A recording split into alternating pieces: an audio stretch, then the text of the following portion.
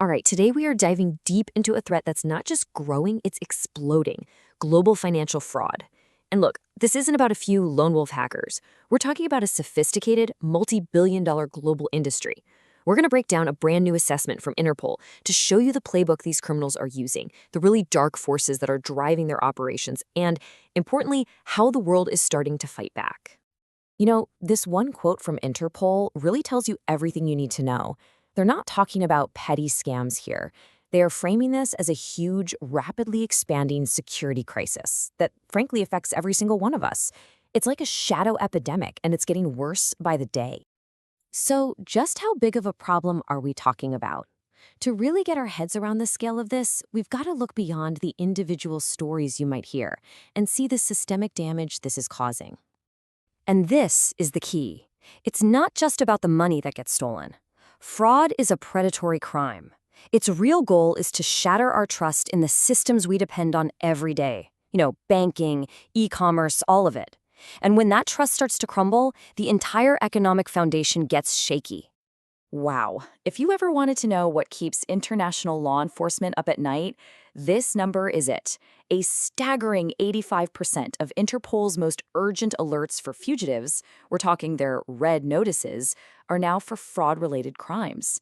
This tells you that fraud isn't some side issue anymore. It has become the #1 priority for police forces all over the world. So how exactly are they pulling this off on such a massive scale? Well, let's open up the fraudsters' playbook. We're going to deconstruct their most common methods, their modus operandi, if you will, to see just how these incredibly sophisticated criminal networks operate. First up, a huge one: investment fraud. This is the classic get-rich-quick scheme on steroids. Criminals will promise you the moon, insane returns on some can't-miss opportunity, and then they create this intense pressure, this feeling that you have to act right now or you'll miss out. According to Interpol, this is where victims often get hit with the biggest financial losses. Then there's a tactic that is just unbelievably cruel: romance fraud. Here, scammers prey on people's emotions. They build what feels like a genuine, intimate relationship, sometimes over months, all with the end goal of stealing money.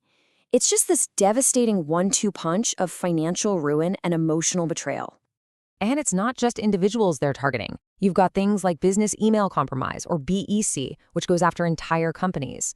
This is where a scammer gets inside a company's digital walls. They might impersonate the CEO with a fake email asking for an urgent and confidential wire transfer, tricking an employee in finance into sending away millions.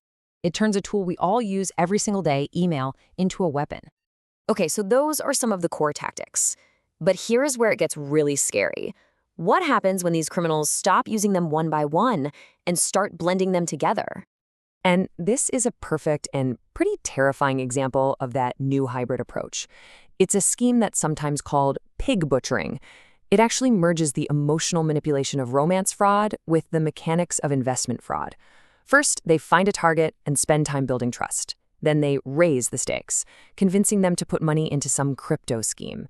And then the slaughter. They drain the accounts and vanish. So why is this all escalating so quickly? Well, it's not happening in a vacuum. It's being supercharged by two incredibly powerful engines: technology that's easier to access than ever before, and a really disturbing new model of human exploitation. I mean, just look at the modern fraudsters toolkit. It's kind of shocking how easy this stuff is to get your hands on now. AI and deepfakes can be used to create scams that are incredibly convincing. These crime-as-a-service models mean you can literally go online and rent a hacker or a phishing kit. And of course, crypto gives them a built-in way to launder all that stolen money. The barrier to entry to become a global criminal has honestly never been lower. But as powerful as all that technology is, that's not the whole story. And to understand who is actually running these scams day in and day out, we have to look at the dark human engine that's powering this whole machine. And this is the truly shocking reality that Interpol has uncovered. You have two sets of victims here. Victim A is a person who has been trafficked, who is literally trapped in a guarded compound and is being forced to run these online scams against their will.